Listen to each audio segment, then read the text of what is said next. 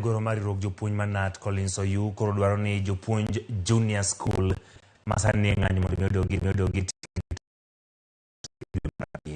Oyu mane loso Mombasa kuni komiti mar od bura mochung' weche mag omenda ne osingo mar keto tenge omenda mag ndiko e tich mowuok kuom jopuonjgo e iko omenda manyien machakore dwe mar 7. Oyu kata kamano okwayo duol mochung' ne ndiko jopuonj tich TSC mondo mi owit barupa mag siem manyocha ochwal ne moko kuom jopuonjgo mane buono riembogi ka girem donjo e tich.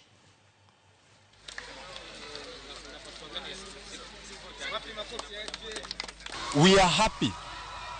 And this one I must single out. I think Ndindi Nyoro did some very good work as chairman of the budget committee.